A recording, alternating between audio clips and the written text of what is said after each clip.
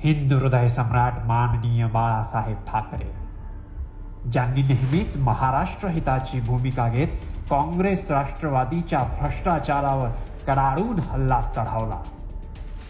26 वर्षांनी आपलाच मुलगा सोनिया पवारांच्या मांडीवर जाऊन बसेल आणि ज्या जनतेच्या रक्षणासाठी आपण आयुष्यभर संघर्ष केला त्याच जनतेला आपलाच मुलगा लुटेल, याची बाळासाहेबांनी कधी स्वप्नात तरी कल्पना केली असेल का?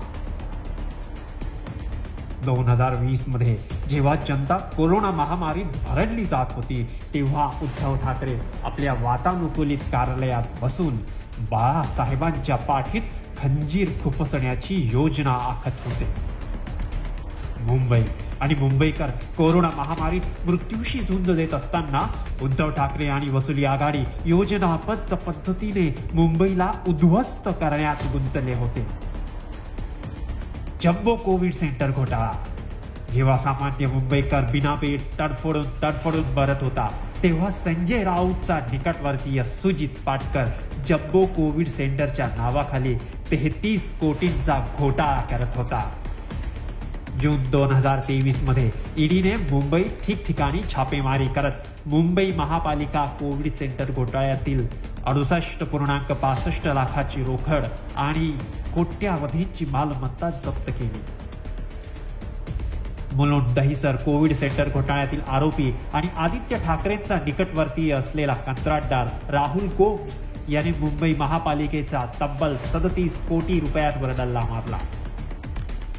खिचडी घोटाळा जेव्हा लॉकडाऊनमध्ये रोजगार नसल्याने आपापल्या गावी परतण्यासाठी निघालेले लाखो कामगार जेव्हा मुंबईतील रस्त्यावर विना अन्न आणि पाण्याने अडकले होते तेव्हा आदित्य ठाकरेंचा निकटवर्तीय सूरज चव्हाण कामगारांसाठी बनवलेल्या खिचडीत 6.7 कोटींचा डल्ला मारत होता.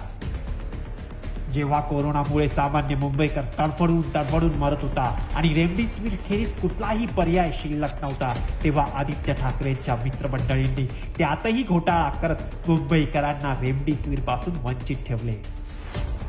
650 रुपये किमतीचे रेमडेसिवीर तब्बल 1568 रुपयांना खरेदी केले.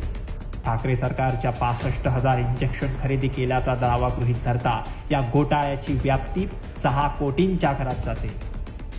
या रेमडेसिवीर खरेदी घोटाळ्यात आदित्य ठाकरेंचाच निकटवर्तीय पुण्यशील पारेख मध्यवर्ती भूमिकेत होता. ऑक्सिजन प्लांट घोटाळा मवियाने ऑक्सिजनसाठी तडफडणाऱ्या मुंबईकरांचा प्राणवायूही हिरावून घेतला. मुंबई महापालिकेने हायवे कन्स्ट्रक्शन कंपनीला चढ्या दराने महापालिकेच्या 9 इस्पितळांमध्ये ऑक्सिजन प्लांट उभारणीचे कंत्राट दिले व त्यासाठी 6 कोटींची आगाऊ रक्कमही देण्यात आली. परंतु या कंपनीने कंत्राटानुसार काम पूर्ण न करताच बनावट कागदपत्रे सादर करून काम पूर्ण झाल्याचा बनाव करत पोबारा केला. या कंपनीचा मालक रोमिन छेडा सुद्धा आदित्य ठाकरेंचाच खास असून जिजामाता उद्यानात पेंग्विन आणण्यापासून ते महापालिकेच्या अनेक कंत्राटांमध्ये त्याचा सहभाग आहे. या रोमिन छेडाच्या हायवे कन्स्ट्रक्शन कंपनीवर 2017 पासूनच चौकशी सुरू असताना सुद्धा 2020 मध्ये याच विवादास्पद कंपनीला ऑक्सिजन प्लांटचे कंत्राट का देण्यात आले?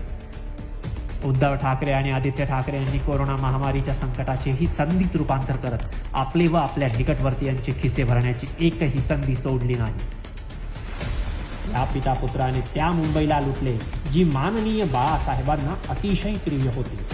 त्याहून मोठे दुर्दैव म्हणजे ज्या भ्रष्ट काँग्रेस राष्ट्रवादीपासून बाळासाहेबांनी मुंबई वाचवली त्यांच्यासोबत जाऊन उद्धव ठाकरे आणि आदित्य ठाकरे यांनी मुंबईलाच लुटले आणि या चुकीला माफी नाही.